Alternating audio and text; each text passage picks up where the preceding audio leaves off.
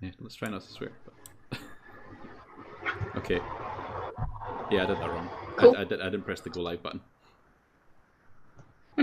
Hello, Emily. you've disappeared. Cool. Hello. We are now live. Sorry. Let's see if the audio is actually coming through. Yeah, let's try not to swear. Ah. Cool. I think we are good now. Hello to everyone watching. There seems to be 25 people watching. That might be one of the highest ones we've had for these Microtalks so far. So if we're, I don't know, do we do a round of hellos and whatever? I'm Ali Lowe. I'm in the games industry. I work for myself as Low-Tech Games, but also do SGDA, where we run these events and stuff. Emily? Yes, my name's Emily. I'm part of the SGDA board. I work as a designer for Rare. Yeah, so that's what I'm doing. Cool. Does this make sense, or is this going to kind of cut off everybody's like start slides, or is this a good way to ease in? We'll do that. Okay. Yeah. Nick next. Yeah. Hi, I'm Nick Bell. I make indie games under the name Aetheric Games, and I am a kind of beginner's level game dev and coding teacher at Edinburgh College. Cool. Niamh? Hi, I'm Niamh Loughran. I'm a producer at Hyper Luminal Games and generally like all things indie games, so happy to be here. Cool. Owen? Hi, I'm Owen. I'm a programmer at Hyper Luminal Games. I've been kind of working in Dundee game industry for like 4-ish years now. I've been flitting around a couple of companies and having a great time. And Paul. Hi, I'm Dr. Paul Robertson. I'm a senior programmer at Ninja Kiwi. I've been recently moved there, having been a lecturer for far too many years. Cool. And what have you been making of the weather recently, everybody? You managed to enjoy it? You got burnt? You got soaked? All that Too hot, melting. Too hot. Yeah, Develop was very, very hot. Have to start all the streams with talking about the weather. Why not? Let some more people get in. Okay, we've okay. People don't like talking about the weather. We're down to 20 people, so okay. No weather talk. Okay. So yeah, if we want to jump into the talks, then we're going to start with Nick. So if anybody who's not talking would like mute and hide their camera, that'd be great. I'll try to. I think there was one person wanted to do a little. You know how you normally have the 10 minutes to say a thing at the start. Oh, was that amicable animal? We could do that at the end. I don't know if we're doing that at the start or not. Sorry. Yeah, sorry. Right, let me share my slides. I have completely lost the thing. How do you do the hide people that aren't? Oh, this will work. This will work. It's fine. Okay, is that? Can you see everything? Yeah, I'll see. Excellent. Okay, so my talk is about early access for small scale indie games and how that works, or in fact, does it even work? And that point I'll come back to at the end. But I've already introduced myself, but no worries. We'll go through it again very quickly. Aetheric Games, Edinburgh College. Also Unreal guy, kinda. I've got one of these fancy badges, so if you need me to like tell you something about Unreal, then I can do that. So this is what I want to go through. I'm going to tell you a little bit about the game, about the project, and then I've got 5 tips that have come to me through the course of doing early access on this project.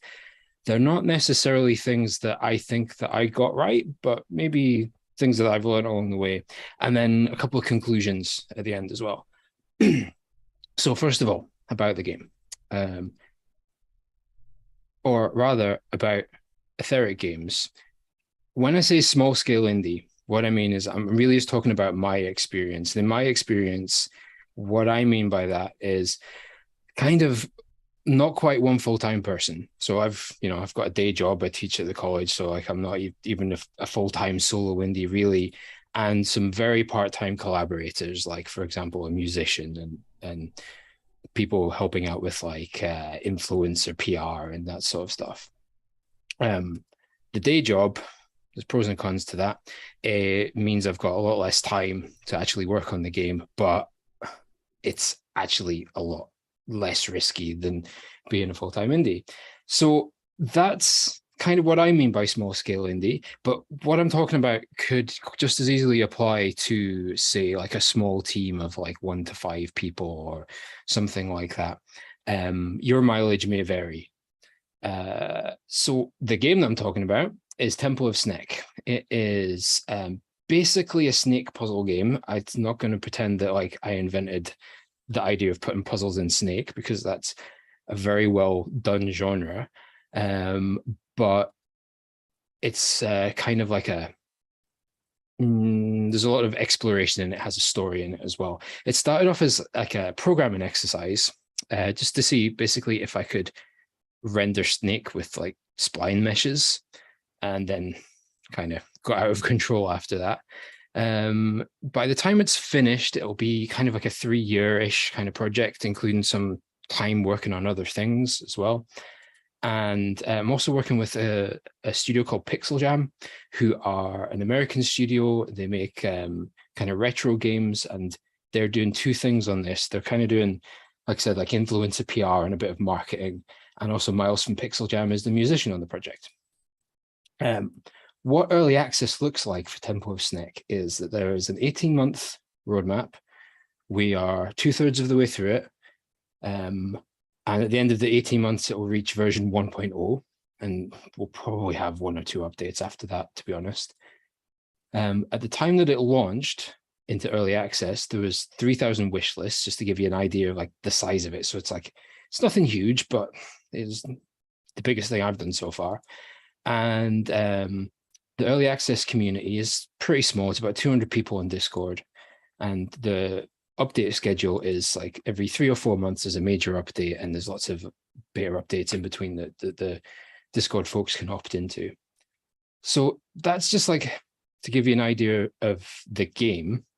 The 5 tips though, and as I said, this is not things that I've been getting right throughout the whole thing. This is things that either I think I wanted to do, or things that I've learned along the way, or, you know, that kind of thing. So first of all, make sure that people know that it's an early access game. Don't be mistaken for a finished game. It's a really easy mistake to make. Like, you want to make your players think that it's worth buying the game, even though it's early access, but you also don't want them to think that it's finished. And it could be the difference between like a Steam review that they think that it's missing something to they're excited for it finally coming out. One way you can do that is by using in-game readmes and version numbers. So make sure like the game is like plastered with your good intentions of what you're going to add into future versions, and things to remind the player that it's not finished yet. Another way of doing that is having placeholders for future features. So for example, if you're going to add a gameplay mode later, then you could have buttons and UI elements and stuff that is going to show the players that is still to come. That's what the in-game readme looks like for Temple of Snek. So when you start up the game, that's the first thing you see. You have to hit OK to get past it. So it's going to remind people every time. And that is an example of like a button for like a future mode that isn't there, that's going to be added in yet. In fact, Mecha Snek is there now, and Snek Workshop is the level editor that I'm working on just now. So the whole time those buttons have been there, and players would look at them and hover over it and realize that the game isn't finished yet, just to make sure that they don't mistake it for a finished game. So the second tip is actively manage your community, and actively being the important part. Have community rules.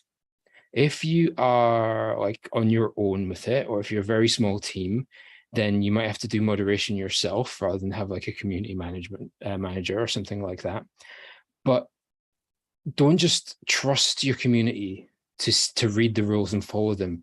Actually, like, require them to hit a button and agree with them before they get into your Discord or whatever. And you're going to have to enforce those rules yourself, and you might have to be a bit ruthless about it. Don't be afraid to kick people or ban people.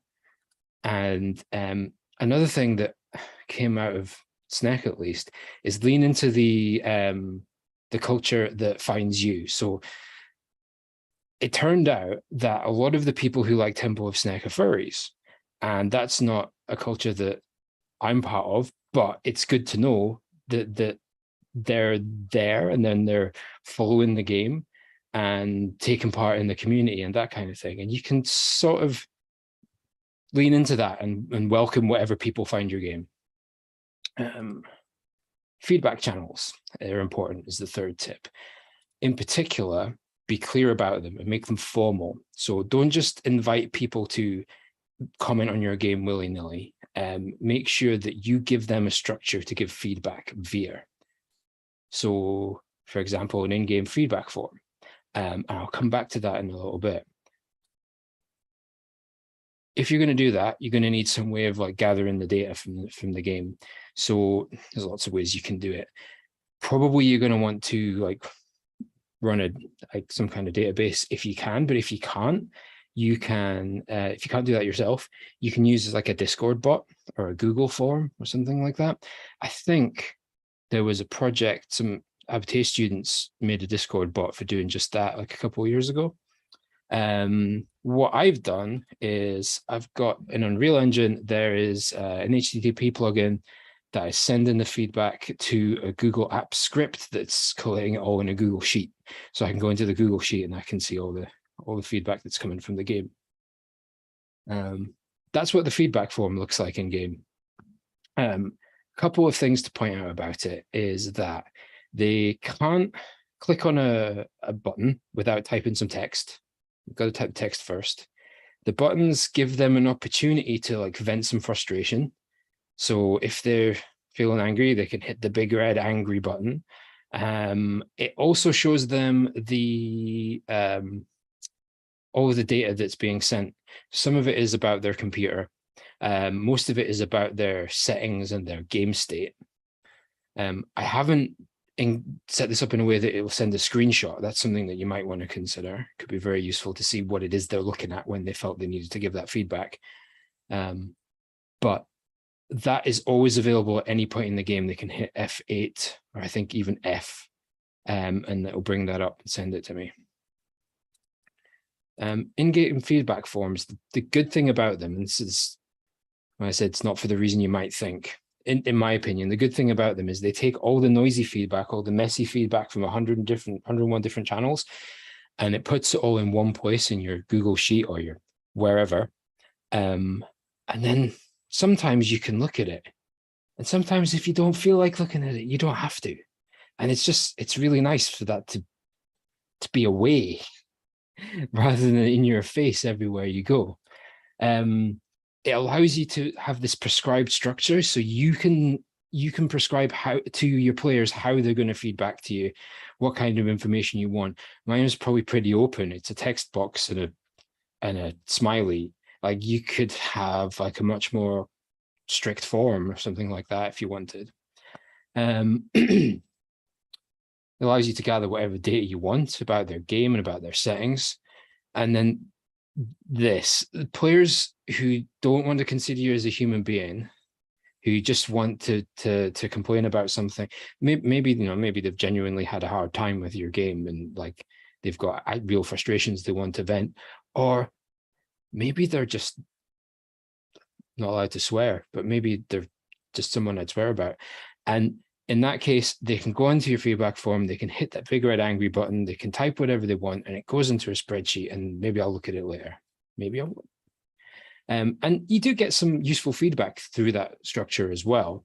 But honestly, the people who want to give useful feedback and who people who want to see the game do well and have something constructive to say, they'll come and find you and they'll say it to you in a nice way.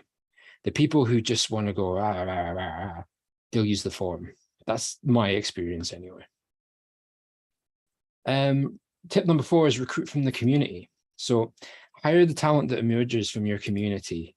And I mean, really hire them for money or maybe rev share. That could include QA, translation, community management, Maybe you would get them to do some art, some music, that kind of thing. It helps everyone. It will help them to develop their careers. And maybe this is the teachery part of me that's focusing on that, but I think that's important. One example from Temple of Snek is Dale, who is the lead QA throughout a big chunk of the early access stuff. And by lead QA, it was very part-time, like 4 hours a week. But he did that. He got paid for it. He put it on his CV, and he's recently just got a job in doing QA for a AAA studio that I'm not sure if I'm allowed to mention, so I won't. But that's an example of how just like a little bit of kind of work experience in a community setting can really help someone to develop. But do not accept voluntary or unpaid labor from your community. There will be people in your early access community who want to do things for free. They'll be like, oh, I could make some artwork for this, or will you put my music in the game? And they will come to you, and if they're enthusiastic about your game, they'll want to do it. The problem is they might not take it very seriously. It could lead to problems. It could lead to problems with like the quality of the work, production schedules, could lead to legal issues. I mean, I don't know what legal issues, maybe copyright stuff, or maybe like, you know, someone might have the impression that they're involved in some way that hasn't been agreed on or something like that. So just, it's far better. It is a good thing to recruit from your community, but it's far better to take it seriously and give people paid work out of it rather than just voluntary labor. And quite importantly, their time and effort is worth something. And we shouldn't be teaching people that their labor should be free. Imho. Tip number 5 is own your game. Your early access players are players, not investors. Like, they don't, by joining into early access, they haven't bought into the right to decide what the game is going to be. They might give you valuable, useful, constructive feedback, but they're not entitled for you to act upon it. So establish what your vision is for the game early on. Like, decide how you're going to make it and share that plan with them. And then they're giving you feedback within the framework of they're giving you feedback with a destination in mind, rather than just like, oh, I think your game should be actually about this, or I think the snake should be a giant baguette.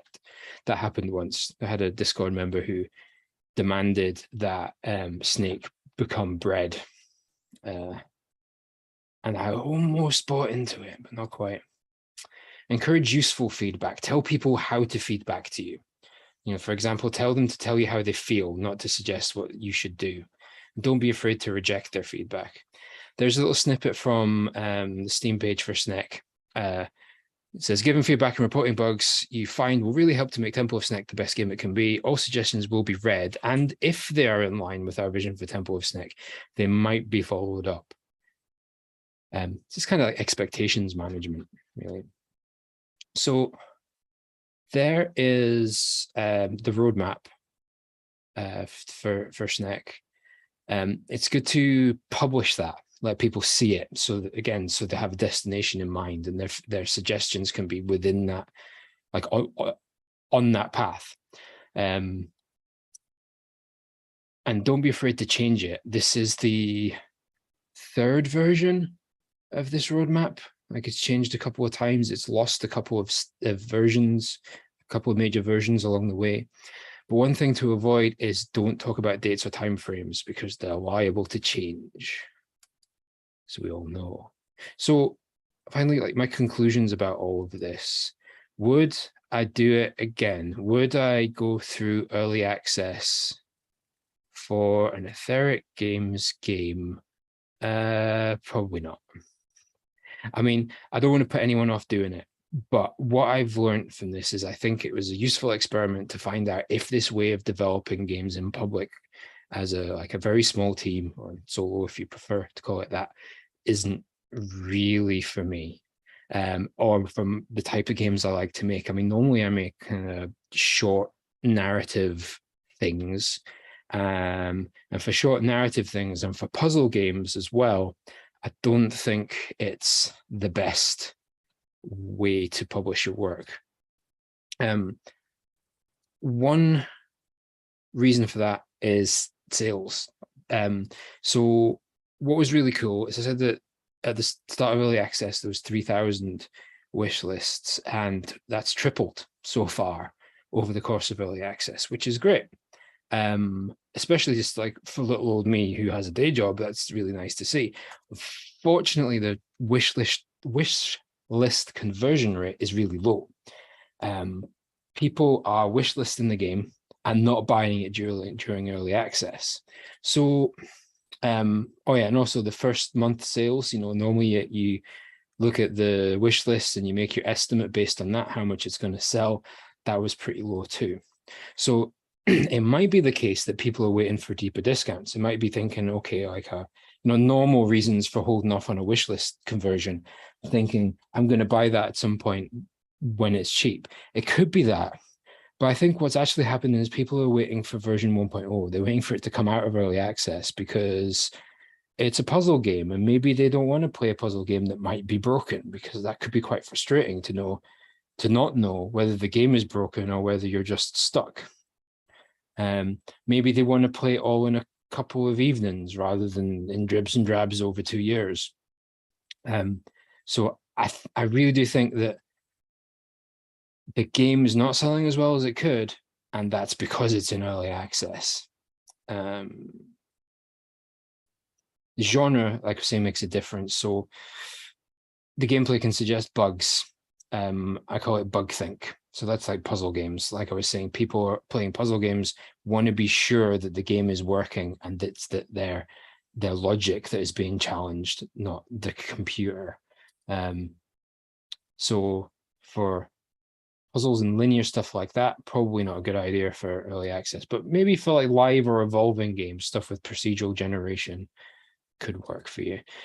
The other thing is exposure. So developing in public isn't really for me. I am used to, like in the day job, talking to students who will believe whatever you tell them, frankly. And people like peers listening to this and early access players and that kind of thing, they might be a bit more critical of the kinds of things you say. So showing my dirty laundry or my bugs in public is a bit nerve-wracking. I'm not terribly into that experience, I have discovered. Another thing is creating social content is time consuming. Like, I'd rather be making the game than making a GIF. To be honest, and there's, depending on your team, you might have someone that you're working alongside that would rather be making a GIF, and that's great, but it didn't really work out that way for me. But it's something that I've got to keep doing all the same. So all these things, they could be less of an issue if you're not so much of an introvert. Misanthrope is the word that I was going to say. Let's go with introvert. So that's me. As I say, your mileage may vary. So let's finish it with this question. I'm a small scale solo dev. Is it for me? Well, if you're working in a genre that supports replay, if you're working in a genre that doesn't encourage bug think, as I call it, if you can risk an unreliable income, if you're an outgoing person or you can hire one, or if you have a strong vision and plan for, if you have a strong vision and plan for your game, then it might be a good option for you. That's it. So I thank you for that. Though there's some information if you want to get hold of me. And if you want to find the game, just search for Temple of Snek. Thank you.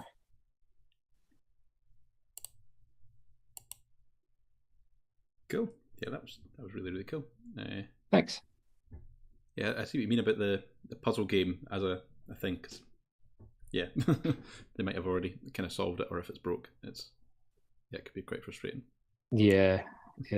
I know. I think that way myself. Like, if I get stuck and I don't trust the developer, my first thought is, it's the game, it's not me. Yeah.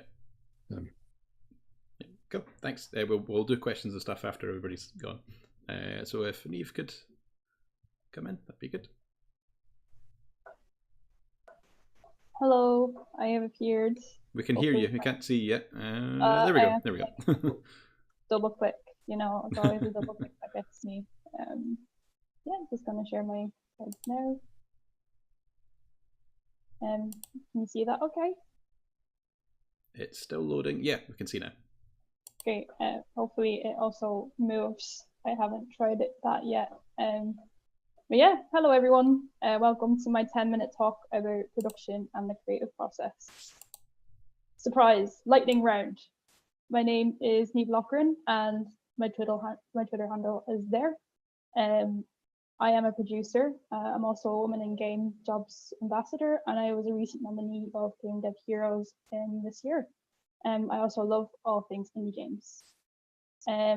So a producer is many things, and I only have 10 minutes. So here's a super duper, uber duper secret aspect of my job, and that's that we want you to win. Okay, whatever project or people we work with, we always want those to be doing the best that they possibly can. It's part of our jobs to captain that, and by putting structure in place and being the communicator and all the other things producers do, if we do our part of the job, hopefully the projects and the team can perform as well as it can, and it gives the best chance for us to win together. What often slips past us is the word win. What does it actually mean? I asked Google, and this is some of the definitions it gave back to me. Some obvious words here highlighted in between, like successful or victorious or achievement. And they're often very active and very forceful words, very conquering words, and very succeeding over another person. But there's also some interesting definitions of win, like the effort that you put into something, or reaching your destination at the end of a longer journey, or even helping others to win by your own effort. So that just kind of goes to show an example of how subjective winning is. If I asked everybody in the community here watching us today, I'd get a different answer of what winning means. Just look at video games, right? What we're here to talk about. You can win by getting the highest score. You can win by getting the lowest score. You can win by surviving the game, and you can win by whatever it is you want to do, you're winning. There's obviously a bit of a problem there for game development teams, and that is that the industry as a whole likes to define what win is all by itself.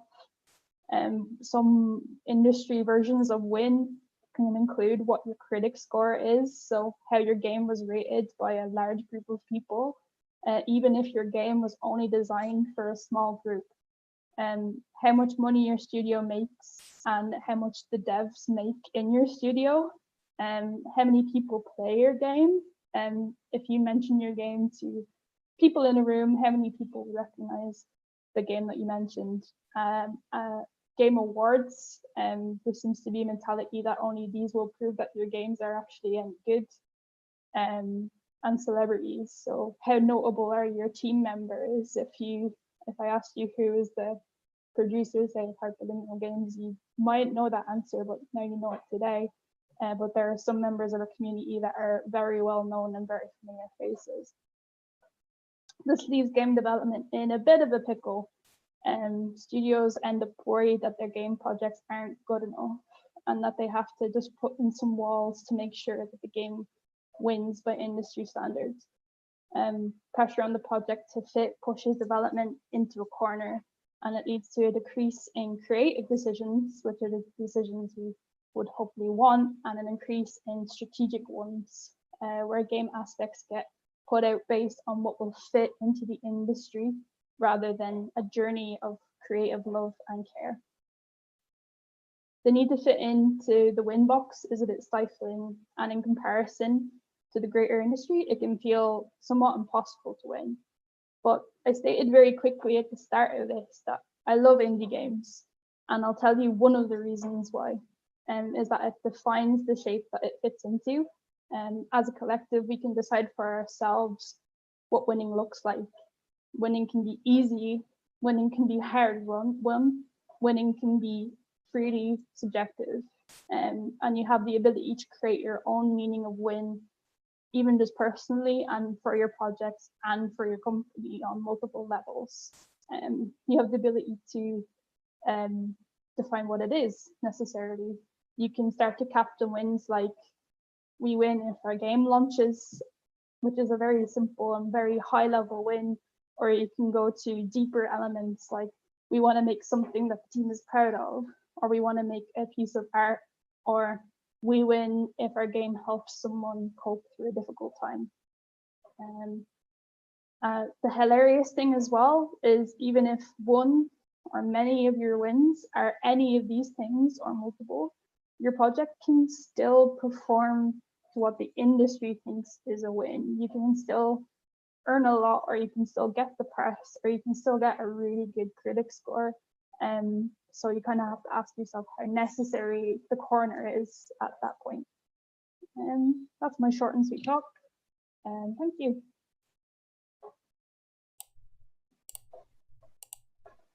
Thank you.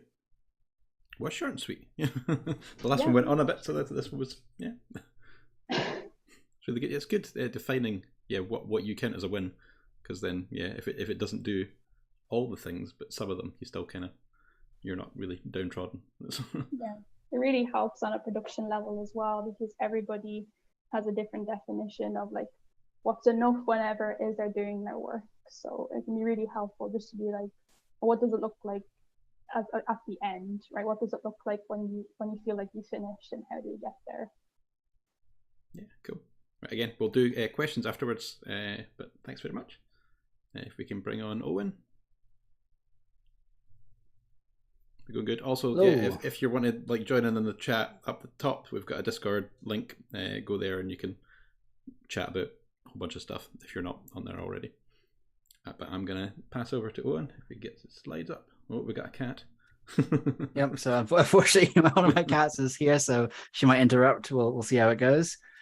But cool. Yeah, so I'm Owen. I'm here to talk very briefly about data-oriented design today. Unfortunately, I'm not Mike Acton, so there'll be no Hawaiian shirts or anything, and the talk's going to be significantly worse, but there we are. So we'll get started. What actually is data-oriented design? It's a term with a lot of stuff and a lot of contradictions around it, but data-oriented design, at least in my opinion, is defined by the shifting of the programmer's focus from objects onto data. So what does that actually mean in terms of what you're doing? Well, I think it's more of a mindset rather than an exact pattern that you can follow. It's much more in terms of how you think about code, how you think about games, and how you think about the things inside of that game. The structure of that code base and how you build the game around it starts to look at the actual data rather than an abstracted world of objects. You're looking at something that's real rather than something that we've kind of made up.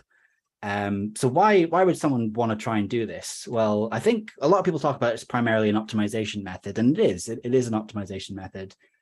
But I think there's more important stuff about it that I'll get into soon. But first, I'd like to explain one of the coolest parts, which is it allows for much more controllable data locality. A lot of people might be thinking, what does that actually mean? So I'm going to steal a fantastic example that I think really helps illustrate the situation.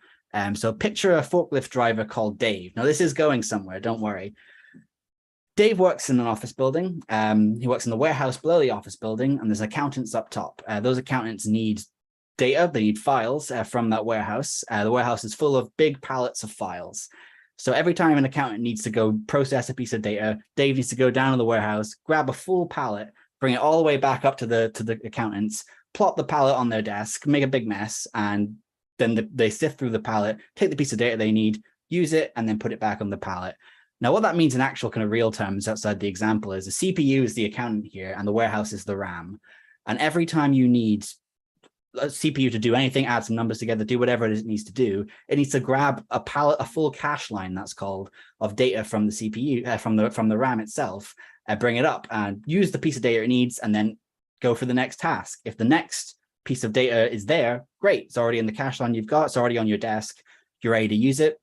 If it's not there, however, you're going to end up with a situation where you do not have the thing you need and you've got to send Dave back to the warehouse, and it's a whole thing. So to summarize there, the cache hit is that first example of where you get the thing you need. It's already in the cache line, you've already got it on your desk, and you're ready to go. It's a great feeling. Unfortunately, the second thing, a cache miss, is terrible because you're sitting around doing nothing. All you can do is wait for Dave to go down to the warehouse and bring up the thing you need. So that diagram on the screen here is the real architecture of my CPU and my computer. I had to look this up. It's quite complicated. The numbers there are the cycles it takes to access data from those different things, the caches and the RAM. It's pretty quick to get stuff from the caches. It's really, really fast. However, if it ends up that it's not in your cache, you've got to send Dave down to the RAM, it's over 100 cycles at least. And that's going to be you sitting there doing nothing. So when you think about it in terms of optimization, that's such an easy optimization thing. You've got this massive hole in what you're doing. So that's why people tend to talk about this as an optimization method. But it's more than that. I think the way the data-oriented kind of stuff works is when you're optimizing something, you're able to sort of store data contiguously, which means kind of all together in one place in a set row in your cache, so that when Dave goes down to the warehouse to grab the data and bring it up, it's all there. So you're gonna have cache hit after cache hit. So that's like the big win from sort of data-oriented design. And that means that games are going to perform better and you're going to build stuff. And all this kind of stuff has been said before, though. I think there's a lot much better talks about this. What I think is a really underrated benefit of data-oriented design and thinking about data when you're building things is actually thinking about organization and the way you organize the game and the software itself. And that might sound a bit strange. If it's an optimization technique, how can you really build better games with it? But from a more abstract sense, but I'll try and explain what that means. So organization, when I say that, what I mean by that is the way we build games, the way we build things in relationship to each other.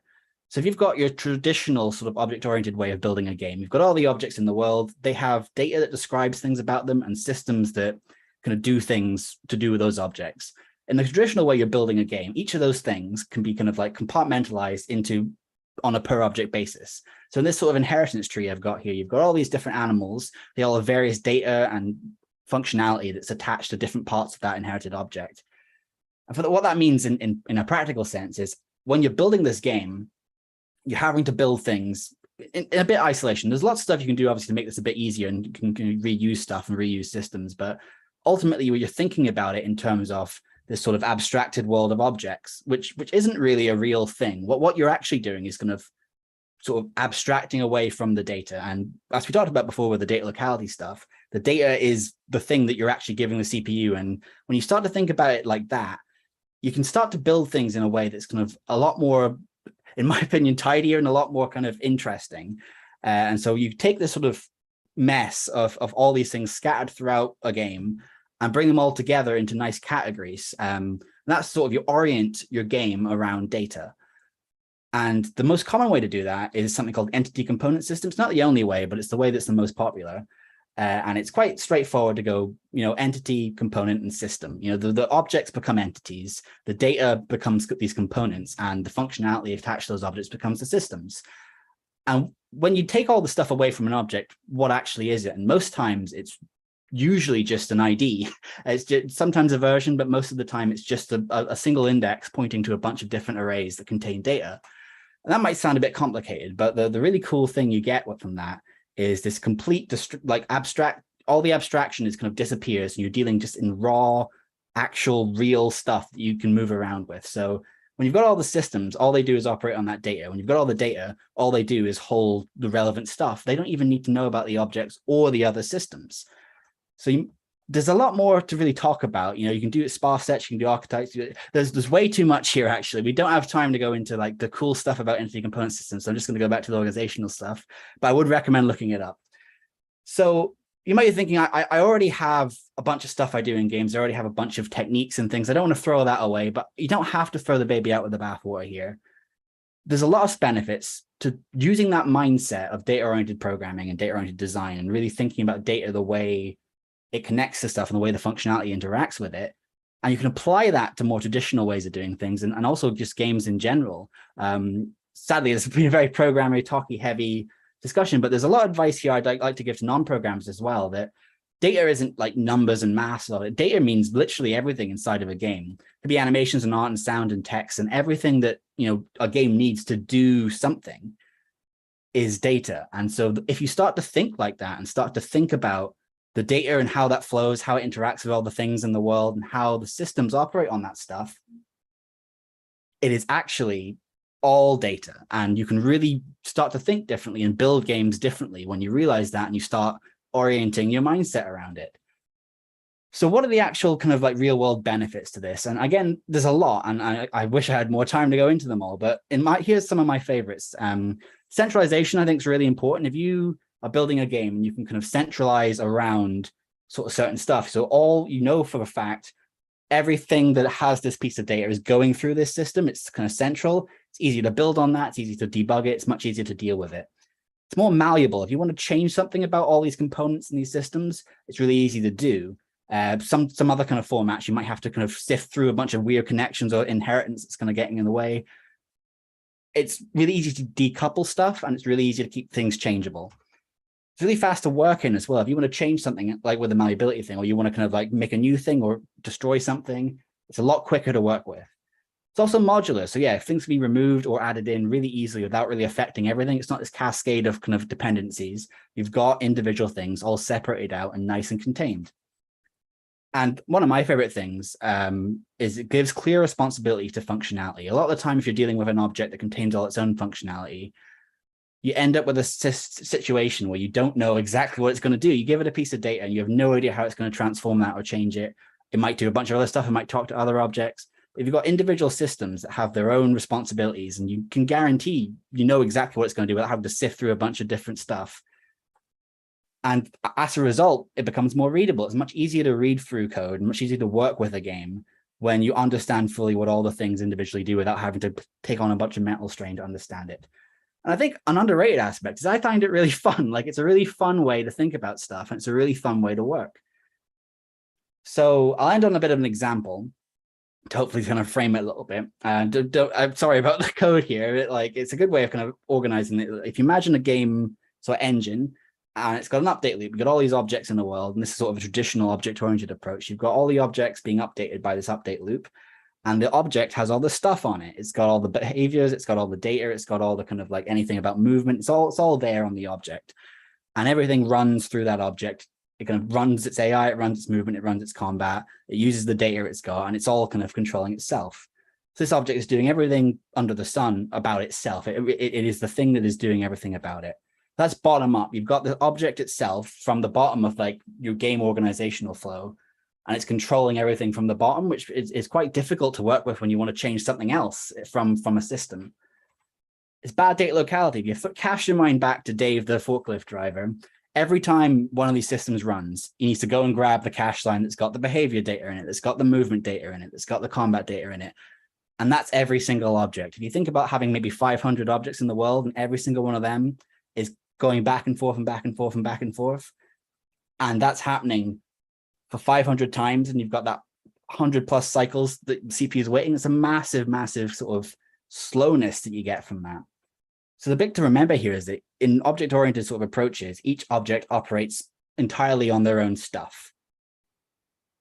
If you flip that around to a more data-oriented approach to this exact sort of setup, rather than the game engine having this sort of singular update loop that's kind of updating each object individually and the object handles its own stuff, you have these parallel arrays of data, and the object disappears. There's no longer this concept of an object. It becomes a singular index to each of those arrays, and each of the arrays is updated by the system that's relevant to that array, and the system will run through all of it, and it will operate on that data. Then the next system will go on. So it means that instead of the object kind of controlling everything, each system has its own functionality that it does in isolation. And that's top down. So anytime, in terms of control flow, you want to change something or modify something, it's all happening kind of from the system-wide thing to the data rather than the data kind of into the systems. It's great for data locality because if you're running the AI system and you're storing all your AI data together and you're running through all the AI stuff, every time you finish running through one, it's already on your desk. The palette that Dave's got is exactly the data you need, and you'll have 50 kind of cache hits in a row, that kind of thing. So to distinguish this, it's every single system operates on every single entity. So rather than this individual individual running. The systems run bulk on everything, which computers are a lot better at doing. So if I were to leave you one thing, objects are fake. Everything is data. Just make sure if you forget everything else, that's what to remember, because it's a mindset thing that when you start thinking in terms of data, you can really reorient the way you're thinking about games. So thanks for listening. I've been Owen, and you can find me on that Twitter. And if you're thinking away from this, wow, that was really cool, and I want a smarter person to tell me more about it, there's two things I'd recommend you go check out. One of Mike Acton's talks on data-oriented design, it's really, really good. And Robert Nystrom's book, Game Programming Patterns, has a chapter on data locality, and it's one of the best examples I've ever heard of it. I stole the forklift thing from him. It's fantastic. So thanks again. Thank you. That was a really interesting talk. You covered quite a complex thing in quite a short space of time. It's very tricky. And condense it down. My quote of the talk was "Send Dave down to the Ram." That was cool. Yeah. Again, we'll do questions after. If I assume it's Paul, isn't it? If we get Paul in next, then we'll say goodbye to Owen now. I think that should be working. Cool. Yep. Fingers crossed. Off you go. Excellent. So, as we've introduced ourselves already, I'm Paul. What I was hoping to do for this talk is give a bit of a crash course on custom controllers, how I've made some of mine, and how actually easier it is to maybe dispel some of the myths around custom controllers and working with them. So currently I'm a programmer at Ninja Kiwi, but prior to that I was a games program lecturer for quite some time. And throughout that and over many game jams, I've built many strange and silly controllers. So we can see your slides on my top slides. Of yeah, that. Yeah, okay. Well, I don't need that. It's fine. Given the secrets away. Sorry. One of the common questions I get asked is why should people, care or be interested in this kind of area? And it leads into a lot of things, large important aspects about games development. So it links closely with things like game feel. So understanding how you're interacting with your games and what that interaction can be. A huge way into thinking about accessibility and how you might access or design your games for users that might struggle in different areas. Along with, there's a lot you can learn about just how you're building games and where games might go in the future, along with building sort of physical play and more unique experiences that you're not going to get necessarily without having to build something a bit more custom. So one of the big things I would say is custom controllers are everywhere. It's not something that's niche.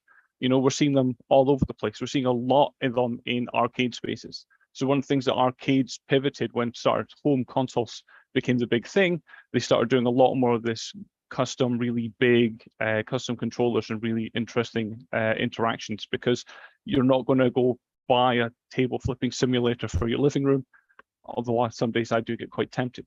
There's other things where we're seeing large sections at GDC. So there's All Control GDC, which is a section dedicated to custom controllers, one of the biggest games conferences in the world. So it's not something that's hidden away, but it's also something that's been around for a very long time.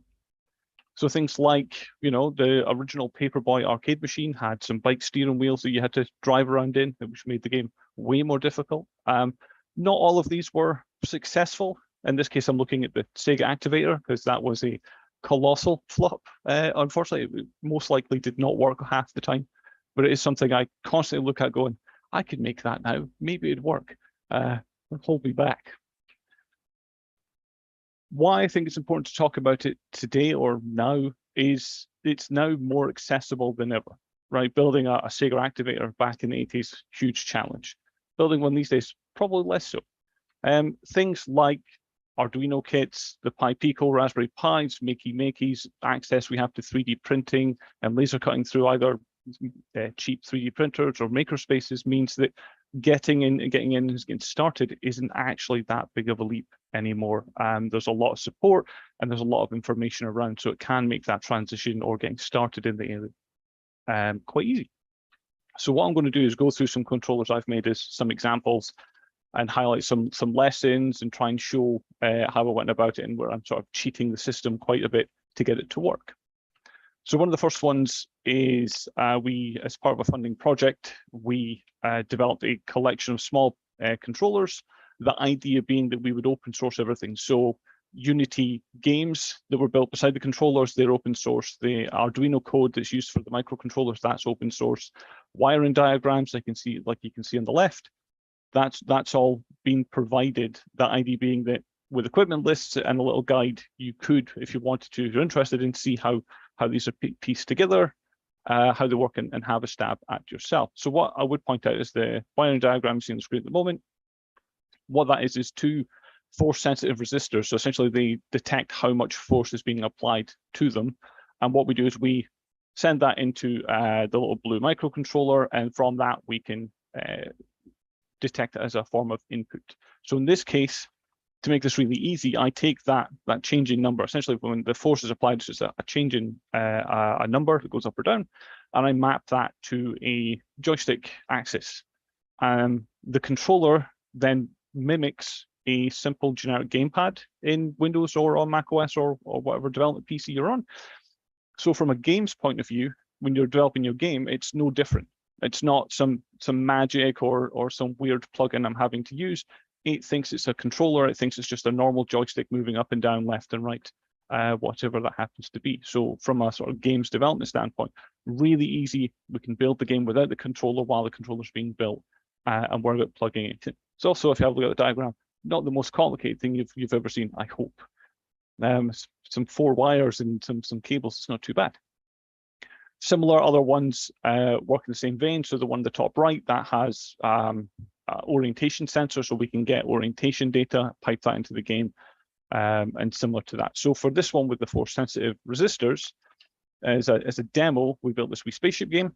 So the idea is the more pressure you apply to the pads, the more thrust is applied to the left and right thruster of the spaceship. That allows you to sort of hover it and fly it around and rotate it and drive it about.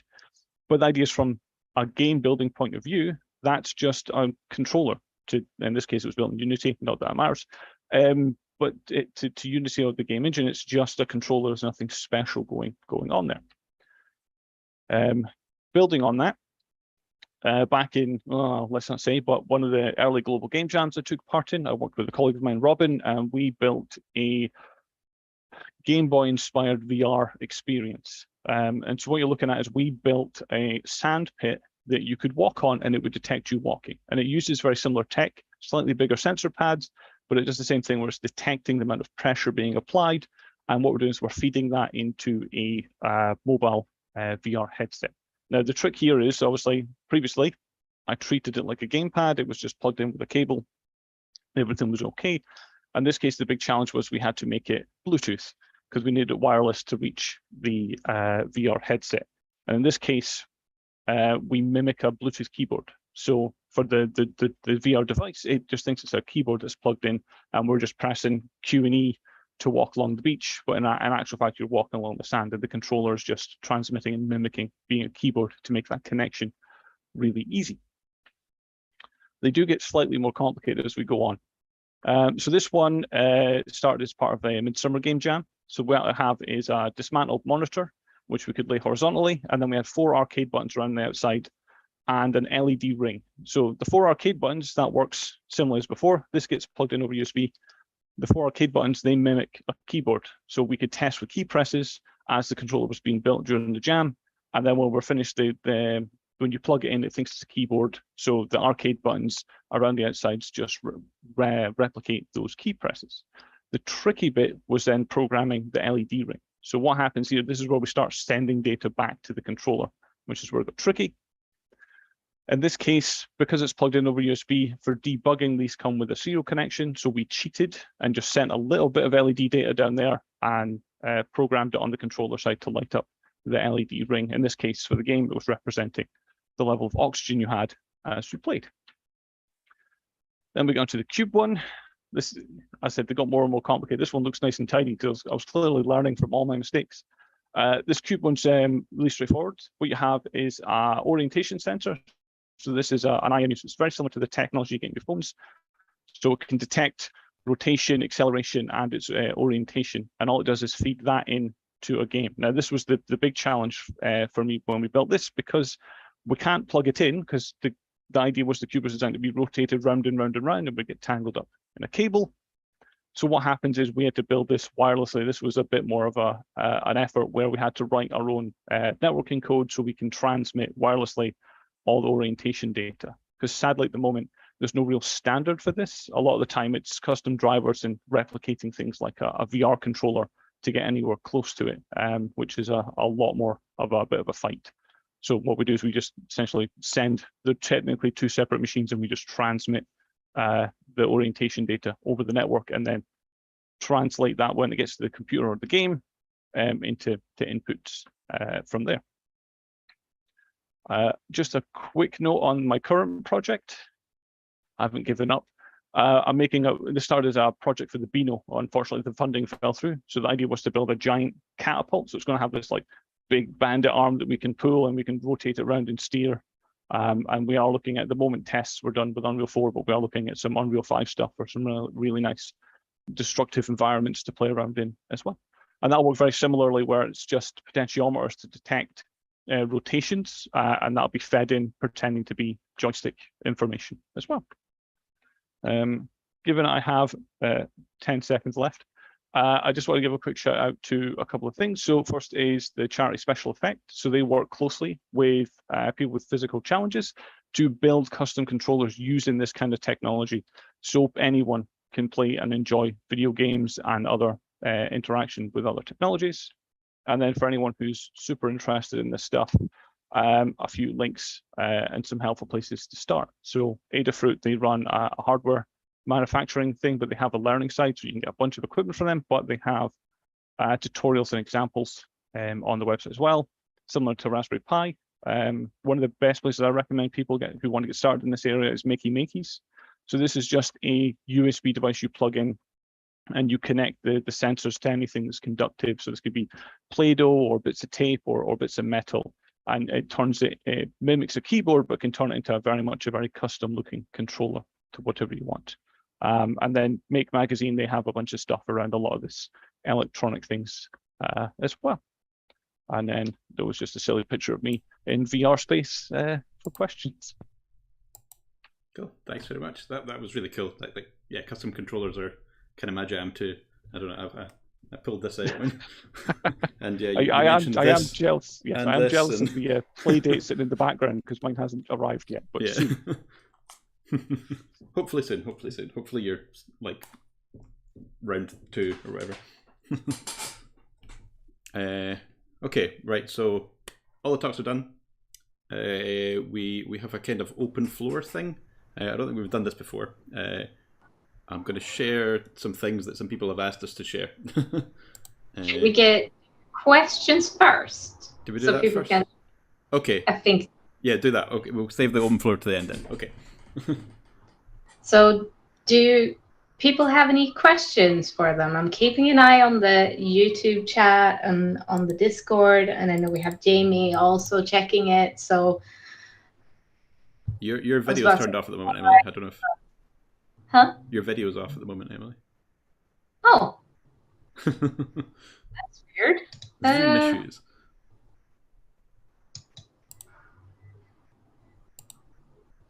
There? No. Still no? Okay.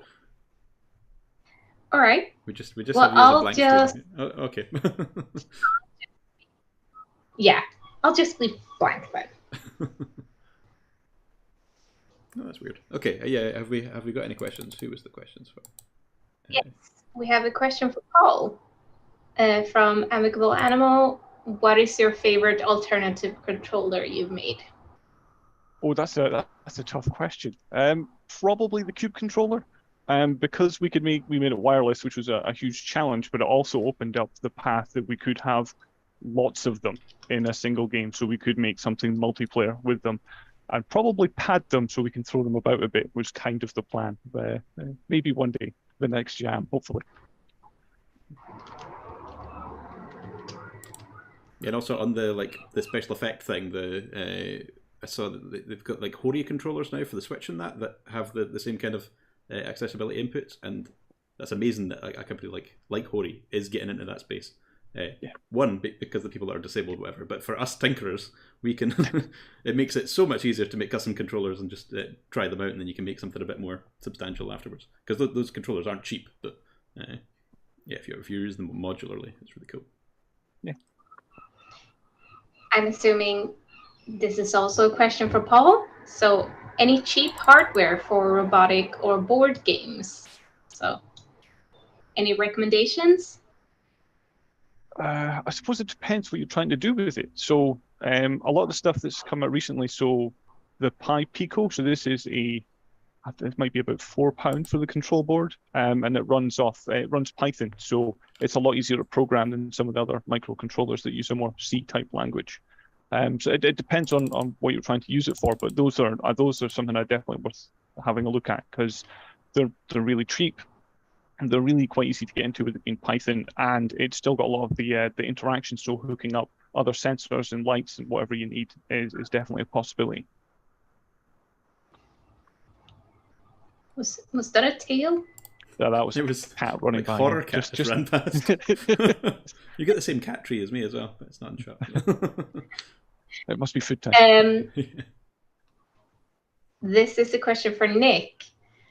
So, any recommendations or tips on Google Docs data integration in Unreal for logging feedback? Yeah, sure. So there's probably multiple plugins that do this, but there's one Unreal plugin called Fetch that I use, which is just an HTTP plugin, and you can just pass it a string, and that's pretty handy. And then I've got on Google Apps Script, I've got a script that I didn't write this. I'm looking at it now. I'm like, I didn't write this. So I got that from somewhere as a snippet, but that basically just takes the HTTP and copies it into a Google spreadsheet. I'll send you a link, Fuzzy, but it's pretty straightforward. But the plugin Fetch is really useful for that. Thank you so much. And this is for Owen. So, are you using data-oriented design style data for gameplay code, or are you having any issues around updating dependency chains? Yeah, I've done sort of variations on different models of data and design for gameplay. I mean, the first thing I ever used was Unity's dots. One day maybe we can use that more sustainably, but it's worth looking into to kind of check out kind of a working in-engine example. We're not really ready for any professional grade stuff, but it's definitely interesting, and hopefully if it does get there eventually, it'll be a really powerful tool. In my own work, sort of in my own personal projects, I've built like little mini kind of ECS style, so energy component style sort of systems for managing gameplay data. And with that, yeah, there has been a couple of things you've got to worry about for dependency chains, mostly around how you kind of move data through different systems. If you've got two systems that need to use the same sort of data that need to operate on the same thing, you got to be really careful with kind of orders and sort of order of execution, so that you're not, obviously because everything's operating kind of in certain ways in a big collection, you don't want to have stuff either repeating work or kind of becoming out of sync. So it can be tricky. It's probably one of the downsides is you've got to be a bit more cautious when you're kind of like changing stuff in terms of orders of execution, because that is one of the things that can resolve into some pretty difficult dependency chains. But overall, I do think it's for gameplay stuff in particular, almost, it's really, really powerful to be able to have the data that's directly, driving your game kind of in such an easy to manage and nice sort of package to be working with, especially when gameplay code's one of the things that's going to be changing the most. And with the malleability factor, I think it's a really powerful thing to be able to change that in the way you can with DoD stuff. It's definitely a different way of thinking as well, though. I'm still getting my head around it as a non-coder. For Niamh, how do you make sure that the team knows what their winning goal is and aim towards that? Good question. So I think on the project level, like if you're dealing with like a particular project in your team, the vision holder of that project should say what the win of the project looks like. And even if it's just like our game looks like this, or this game will end up looking like something like this, and maybe have a couple of references of other games that maybe inspired it. Yeah, it kind of starts at the vision, right? It starts at the idea. Oftentimes when people think of the game, they think of what the game looks like at the end. So just always keeping that, like, you know, keeping that focus, I guess, on like what the game's gonna look like at the end, because as you're developing it, you might come up with new ideas or new thoughts or new ways of thinking about it. But it's always useful to compare that to what was that part of our vision of what the game would look like in the end. And if the answer is yes, then great, fantastic. But what the answer is no, it actually like adds another aspect, or actually takes away from what our game would have looked like at the end, and there probably needs to be a deeper discussion around that decision. So I guess it's always helpful to state that at the very beginning, and it should be the person who holds the vision and keeps that vision very strong, clear, and unchanging. If that helps. Right. Hi. Thank you so much. That's really good. This is for Nick, but you don't have to answer this one. I might have another one for you. I can tackle it. The question is, it's about money. How much money have you made from Snek? So it's okay. So it's still in early access, and as I was saying, that I think there are a lot of wish lists and a lot of people interested in playing it who haven't bought it yet. So eventually, I think it's going to pay for itself, but it hasn't paid for itself yet. And if you rewind the YouTube and look at the slides and work it out, you can probably figure out how many copies have sold and look at the price and do some maths and figure out a number value yourself. But I wouldn't know it off the top of my head anyway. So yeah. I was quite impressed by the amount of wish list you said you had before you went live, like 3,000. I don't know, it makes it not seem that much to like a bigger fish, but that seems a lot to me anyway. Yeah. For folks like us, that is quite a lot, and it's grown as well. So I think the consideration. Did you get those, I suppose. How did you? Just lots of social media, just churning away at it. Yeah, I think so. A lot of so Miles at Pixel Jam does a lot of work with influencers. I think that helped. I mean, I hate doing that stuff. So I'm glad that he does it. He likes doing it. In fact, it was in one of the. I can't remember if it was the first or the second Next Fest. I think it was the first Next Fest, and somehow I managed to miraculously game the algorithm, and I did a stream on Steam that ended up on like the front page. So I don't know how I did that. It was just the timing. The Steam algorithm just went, oh look, here's somebody. We'll put them on, and lots of people watching. So I think that had a big impact. And the other thing is, like I was saying about leaning into a community. I think that a lot of people who share the game are people who are into well, there's a lot of like the furry community and people who are into games where they're playing as an animal character, just because people like cute things and they share it around a lot. Thank you so much. Cheers. Okay, we're going to try and round it off now. One last question, and we'll go in the same order that you did the presentations. This is a bit up to interpretation, how you want to sort of interpret it. But what do you consider when at your work? So we can start with Nick, since we have Nick here. And Nick started the talks as well. What do I consider a win? Making a game that I would like to play. Hi. Thank you. Then it was Niamh after that. I do have the list in front of me. I could check it. Niamh, thank you. Yeah, I think one of the biggest wins for me is just the people that I get to work with every day are amazing, open, really engaged, like passionate people who are, just really talented and masters of their craft. So yeah, TLDR, the people at our company are great. That's my kind of win. Team for the win. Yeah, team. Yay. Yeah. Then Owen. I think for me, it's anytime I get to be creative. That's both in terms of like working on a game is just inherently a creative thing to be doing, but any other time, like programming wise, you can do quite creative stuff with that. So I think anytime I'm doing something or participating in something creative, I think that's a win for me. And Paul. I suppose whenever the community reacts to either updates or added content we add to the games, it's always reassuring to see how involved people are in the game. I'm looking forward to that content. And then probably secondly, if I've not broken the build by the end of the week, that's a pretty good win. Yep. You compile with no errors. That's I don't trust it. Thank you so much, everybody. That'll finish the talks. We still have a couple of things to show that people have shared with us. Did you have those ready? Yeah, I'll try to bring Ali? these up.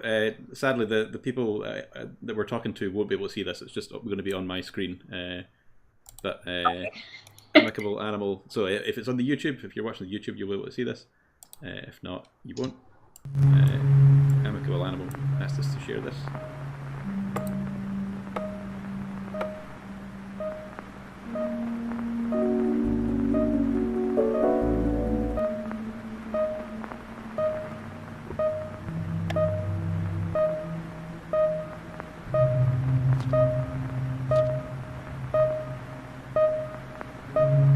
Mercy. Mercy.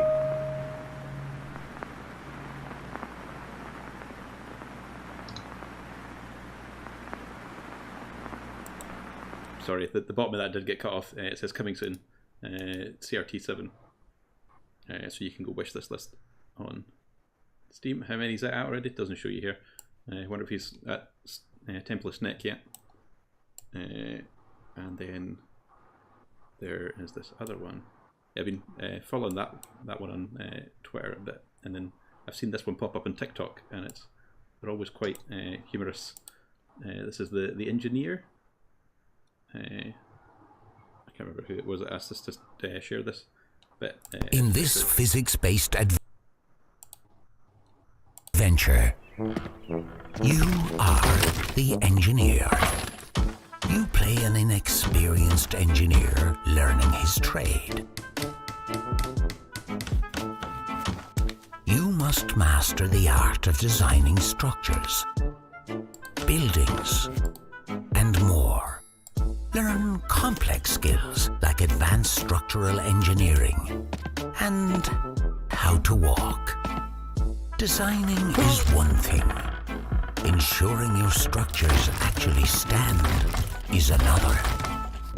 Use your structures to earn money. Adapt your designs to save materials. Use your savings to build your dream home, or even upgrade it to your very own castle. You are the engineer.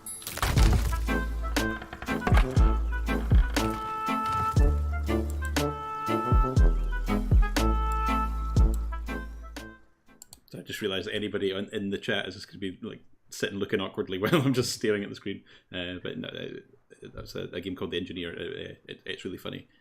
Try to follow them on TikTok because they do have some like funny scenarios of like building different structures and then them not working out. It's a kind of fun physics game.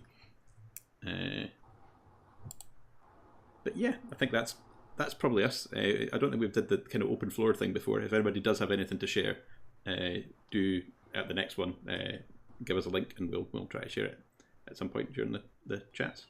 Maybe a bit more prepared this time, next time for it, but it'll be good. Just say thanks to everybody for coming to do the talks. They were all really cool talks. We learned a lot of cool stuff. And I don't, Emily, do you want to say anything? Point out. Yeah, no, just wanted to point out because in the YouTube chat as well, we have a link to Hyper Luminal's store on Steam. So check that out. They have a bunch of games out, and a lot coming. I'm sharing that on the screen for anyone. But yeah, in the YouTube chat, that is there. I felt like there was one more thing we had to say, but I can't remember what it was now. The streams did quite well tonight. More viewers than we've had before. I think we peaked at around 37, so that was pretty good. Thanks again for everybody who's watched as well. This will be recorded and like available afterwards on YouTube for everybody who wants to watch. For any of the speakers that want to see how they did speaking and whatever. No one wants to do that. It's good for personal development, but you all did really well. You just don't need any help in that department. Thank you so much, everybody. We'll hope to be out with a new date for a new online event, if that is talks or sharing projects that people are working on. It's a bit up in the air at the moment, so if you have a really good suggestion of something that you want to see or that you think we could potentially do, give us a message on Discord or wherever we are. I was about to say wherever pods are. We have started making a form that you can fill in to submit talks as well, so that we can get this a bit more of a nice cadence, because I know we've been a bit quiet for a bit. We really want to get back into it. Exactly. But yeah, again, thanks everyone. We're going to turn the stream off, but the people in the chat hang around and we'll have a wee conversation, whatever, afterwards. A little bit of a debrief. But yeah, thanks for everyone who watched. Thanks. Bye. Thank you.